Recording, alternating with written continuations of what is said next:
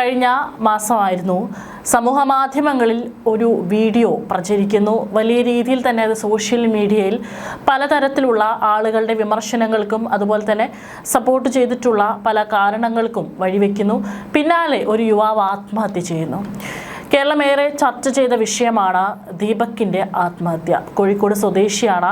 അതിന് പിന്നാലെ തന്നെ ആ വീഡിയോ ചിത്രീകരിച്ച് പോസ്റ്റ് ചെയ്ത അല്ലെങ്കിൽ പ്രചരിപ്പിച്ച ഷിംജിത മുസ്തഫ എന്ന് പറയുന്ന യുവതിയെ പോലീസ് അറസ്റ്റ് ചെയ്തിട്ടുണ്ടായിരുന്നു. ഏതായാലും ഇന്ന് ഷിംജിതയ്ക്ക് ജാമ്യം ലഭിച്ചിരിക്കുകയാണ്.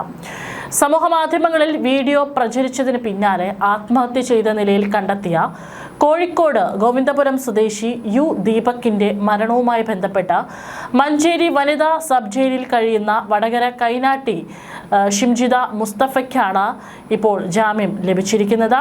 കോഴിക്കോട് പ്രിൻസിപ്പൽ സെഷൻസ് കോടതിയാണ് ഇപ്പോൾ ജാമ്യം അനുവദിച്ചിരിക്കുന്നത്. അന്ന് ഷിംജിതയെ ജയിലിലേക്ക് കൊണ്ടുപോകുന്ന വഴിയിലെല്ലാം തന്നെ വലിയ രീതിയിലുള്ള ഷിംജിതയ്ക്കെതിരെ മുദ്രാവാക്യം വിളിച്ചുകൊണ്ടും കൂക്കുവിളികളുമായിട്ട് ജനം വലിയ രീതിയിൽ തന്നെ പ്രതിഷേധം അറിയിച്ചിട്ടുണ്ടായിരുന്നു. ഷിംജിതയെ വളരെ വേഗത്തിൽ തന്നെ അറസ്റ്റ് ചെയ്യണമെന്ന് ആവശ്യപ്പെട്ട് പ്രതിഷേധം നടക്കുന്നുണ്ടായിരുന്നു. സോഷ്യൽ മീഡിയയിലടക്കം വലിയ വിമർശനമായിരുന്നു. ഷിംജിത തനിക്കെതിരെ ഇത്തരത്തിലൊരു മോശം അനുഭവം ഉണ്ടായി എന്ന് പറഞ്ഞുകൊണ്ട് ദീപകിൻ്റെ മുഖമടക്കം ചിത്രീകരിച്ചുകൊണ്ട് പങ്കുവെച്ച വീഡിയോയ്ക്ക് താഴെ ഉയരുന്നുണ്ടായിരുന്നത്. അതിന് താഴെ ഒരാഴ്ച കഴിയുമ്പോഴേക്കും ദീപക് ഈ ഒരു വീഡിയോ പ്രചരിച്ചതിന് പിന്നാലെ തന്നെ ആത്മഹത്യ ചെയ്യുകയായിരുന്നു. ഇതിന് പിന്നാലെ ഇതിനുള്ള കാരണം ഷിംജിത തന്നെയാണെന്ന് ആരോപിച്ച് വലിയ വിമർശനം തന്നെയായിരുന്നു സോഷ്യൽ മീഡിയയിൽ നടക്കുന്നുണ്ടായിരുന്നത്. പല മാധ്യമങ്ങളിലും ഇത് ചർച്ചയായിട്ടുണ്ടായിരുന്നു. ഇപ്പോൾ ഷിംജിതയ്ക്ക് ജാമ്യം ലഭിച്ചിരിക്കുകയാണ്. കുന്നമംഗലം മജിസ്ട്രേറ്റ് കോടതി ജാമ്യാപേക്ഷ തള്ളിയതിനെ തുടർന്നാണ് ഷിംജിത കോഴിക്കോട് പ്രിൻസിപ്പൽ സെഷൻസ് കോടതിയെ സമീപിച്ചത്. ഇപ്പോൾ അവിടെ നിന്നാണ് ഷിംജിതയ്ക്ക് ജാമ്യം ലഭിച്ചിരിക്കുന്നത്. ഉപാധികളോടെയാണ് ജാമ്യം ലഭിച്ചിരിക്കുന്നത്. മാസത്തിൽ 2 തവണ അന്വേഷണ സംഘത്തിന് മുന്നിൽ ഹാജരാകണം. 2ാമത്തെയും 4ാമത്തെയും വെള്ളിയാഴ്ച അന്വേഷണ ഉദ്യോഗസ്ഥന് മുൻപാകെ ഹാജരാകണം. സാക്ഷികളെ സ്വാധീനിക്കാൻ പാടില്ലെന്നും സമാന കുറ്റകൃത്യങ്ങളിൽ ഏർപ്പെടാൻ പാടില്ലെന്നും ജാമ്യ ഉത്തരവിലെ ഉപാധികളിലുണ്ട്. അതായത് ഇത്തരത്തിലുള്ള കുറ്റകൃത്യങ്ങൾ ആവർത്തിക്കരുതും എന്ന് കൃത്യമായിട്ട് പറഞ്ഞിട്ടുണ്ട്.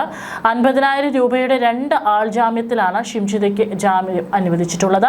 21 ദിവസത്തിലേറെയായി ഷിംജിത ജയിലിലായിരുന്നു. കേസിൽ ഷിംജിതയെ കസ്റ്റഡിയിൽ ചോദ്യം ചെയ്തപ്പോൾ ലഭിച്ച വിവരങ്ങൾ കൂടി ഉൾപ്പെടുത്തിയ റിപ്പോർട്ട് ചൊവ്വാഴ്ച പോലീസ് കോടതിയിൽ സമർപ്പിച്ചിരുന്നു. കഴിഞ്ഞ ആഴ്ച ഷിംജിതയെ കസ്റ്റഡിയിൽ ലഭിച്ചപ്പോൾ ഉന്നത ഉദ്യോഗസ്ഥരുടെ നിർദ്ദേശപ്രകാരം തയ്യാറാക്കിയ ചോദ്യാവലിയുടെ അടിസ്ഥാനത്തിൽ നടത്തിയ ചോദ്യം ചെയ്യലിൽ ലഭിച്ച വിവരങ്ങളാണ് ഈ റിപ്പോർട്ടിൽ ഉണ്ടായിരുന്നത്. അന്വേഷണത്തിന്റെ ഭാഗമായി ദീപകിന്റെ വീട്ടിൽ നിന്നും പോലീസ് കസ്റ്റഡിയിലെടുത്ത തൊണ്ടിമുതലുകളായ ലാപ്ടോപ്പ്, മൊബൈൽ ഫോൺ എന്നിവയുടെ ഫോറൻസിക് പരിശോധനാ ഫലം ലഭിക്കും വരെ ഷിംജിതയ്ക്ക് ജാമ്യം അനുവദിക്കരുതെന്നാണ് പ്രോസിക്യൂഷൻ കോടതിയിൽ വാദിച്ചത്. ദീപകിനെ ഷിംജിത ഏതെങ്കിലും തരത്തിൽ ഭീഷണിപ്പെടുത്താൻ ശ്രമിച്ചോ എന്നതും ഇതിൽ വ്യക്തമാകും എന്നാണ് പ്രോസിക്യൂഷൻ വാദിച്ചത്. പക്ഷേ 21 ദിവസമായി ജയിലിലാണെന്നും ഫോറൻസിക് ഫലം വരുന്നതുവരെ റിമാൻഡിൽ കഴിയേണ്ടതില്ലെന്നുമായിരുന്നു പ്രതിഭാഗം കോടതിയിൽ വാദിച്ചത്. അന്വേഷണത്തിൽ പ്രതി സഹകരിക്കുന്നുണ്ടെന്നും അതിനാൽ തന്നെ ജാമ്യം അനുവദിക്കണമെന്നും പ്രതിഭാഗം അഭിഭാഷകൻ കോടതിയിൽ വിശദീകരിച്ചു. അതേസമയം മറ്റൊരു കാര്യം എന്ന് പറയുന്നത് തനിക്ക് നേരെ ബസ്സിൽ വെച്ച് ലൈംഗിക അതിക്രമം ഉണ്ടായി എന്ന ആരോപണത്തിൽ ഷിംജിത ഉറച്ചു നിൽക്കുകയാണ്. ആ ദിവസം മുതൽ ഇപ്പോൾ ഈ ഒരു നിമിഷം വരെ ഷിംജിത താൻ ഉന്നയിച്ചിട്ടുള്ള ഈ ഒരു പരാതിയിൽ നിന്ന് അല്ലെങ്കിൽ ഈ ഒരു ആരോപണത്തിൽ നിന്ന് ഒരടി പോലും പിന്നോട്ട് മാറിയിട്ടില്ല എന്നുള്ളതാണ്. ഇവിടെ നമ്മൾ ഈ ഒരു വിഷയം ഉയർന്നു വന്നപ്പോൾ ഷിംജിതയും സപ്പോർട്ട് ചെയ്തുകൊണ്ട് നിരവധി ആളുകൾ പോസ്റ്റ് പങ്കുവെച്ചിട്ടുണ്ടായിരുന്നു. അതുപോലെ തന്നെ പലരും കുറിപ്പുകളും ഒക്കെ തന്നെ ഇട്ടിട്ടുണ്ടായിരുന്നു. ദീപകിനെ പിന്തുണയ്ക്കുന്നവരും ഉണ്ടായിരുന്നു. പക്ഷേ ഇപ്പോഴും പലതരത്തിലുള്ള ഇത്തരത്തിലുള്ള പ്രതിഷേധം തനിക്കെതിരെ ഉണ്ടായി അല്ലെങ്കിൽ വിമർശനങ്ങൾ തനിക്ക് ഉണ്ടായി എന്നറിഞ്ഞിട്ടും അല്ലെങ്കിൽ അതിൽ നിന്ന് താൻ പറഞ്ഞിട്ടുള്ള ആ ഒരു വീഡിയോയിൽ താൻ എന്താണോ പറയാൻ ഉദ്ദേശിച്ചത് ആ വീഡിയോ ചിത്രീകരിച്ച് പോസ്റ്റ് ചെയ്യുമ്പോൾ തനിക്കുണ്ടായ ആ ഒരു ബുദ്ധിമുട്ട് അത് ആളുകളെ അറിയിക്കാൻ വേണ്ടിയിട്ടാണ് ഷിംജിത ആ ഒരു വീഡിയോ പോസ്റ്റ് ചെയ്തത്. ഏതായാലും ഇത്രയുമായിട്ടും ആ ഒരു പരാതിയിൽ ഷിംജിത ഉറച്ചു നിൽക്കുന്നത് തന്നെയാണ് കാണാൻ സാധിക്കുന്നത്. ദീപക് ആത്മഹത്യ ചെയ്ത സംഭവത്തിൽ മാതാവ് നൽകിയ പരാതിയിലാണ് ഷിംജിതയെ ആത്മഹത്യാ പ്രേരണ കുറ്റം ചുമത്തി അറസ്റ്റ് ചെയ്തത്. അന്വേഷണത്തിന്റെ ഭാഗമായി ഷിംജിതയെ വീണ്ടും കസ്റ്റഡിയിൽ ലഭിക്കേണ്ടതുണ്ടെന്നും ആരോപണ വിധേയമായ സംഭവമുണ്ടായ ബസ്സിൽ ഉൾപ്പെടെ എത്തിച്ച് തെളിവെടുപ്പ് നടത്തണമെന്നാണ് പോലീസ് കോടതിയിൽ അറിയിച്ചത്. പക്ഷേ ഇത്രയും ദിവസമായിട്ടും ആ ബസ്സിൽ ഇത് സംഭവിച്ചിട്ടുള്ള ആ ബസ്സിൽ ഒന്നും ഒരു തെളിവെടുപ്പ് നടത്തിയിട്ടില്ല എന്നുള്ളതാണ്. അതെന്തുകൊണ്ട് നടത്തിയിട്ടില്ല എന്നുള്ളതൊരു ചോദ്യമാണ്. കാരണം ആ ബസ്സിലെ CCTV ദൃശ്യങ്ങളടക്കം പരിശോധിച്ചപ്പോഴും അസ്വാഭാവികമായ ഒന്നും തന്നെ ലഭിച്ചിരുന്നില്ല. ആകെ ഉണ്ടായിരുന്ന തെളിവെന്ന് പറയുന്നത് ഈ പറയുന്ന ഷിംജിതയുടെ ഫോണിൽ ചിത്രീകരിച്ചിട്ടുള്ള വീഡിയോ ക്ലിപ്പുകൾ മാത്രമാണ്.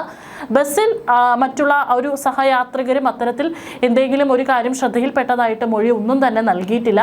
പക്ഷേ ആ ബസ്സിലെ CCTV കേന്ദ്രീകരിച്ചുകൊണ്ട് അന്വേഷണം നടത്തിയപ്പോഴും അസ്വാഭാവികമായ ഒന്നും തന്നെ കണ്ടെത്തിയില്ല എന്നുള്ളതാണ്. ദീപക് ആത്മഹത്യ ചെയ്ത വിവരം പുറത്തു വന്ന ശേഷം ജനുവരി 19 വൈകിട്ടാണ് ആത്മഹത്യാ പ്രേരണ കുറ്റം ചുമത്തി കേസ് രജിസ്റ്റർ ചെയ്തതോടെ ഷിംജിത ഒളിവിൽ പോയിരുന്നു. തുടർന്ന് ഷിംജിതയെ വടകരയിലെ ഒരു ബന്ധുവീട്ടിൽ നിന്നാണ് 21 പോലീസ് പിടികൂടിയത്.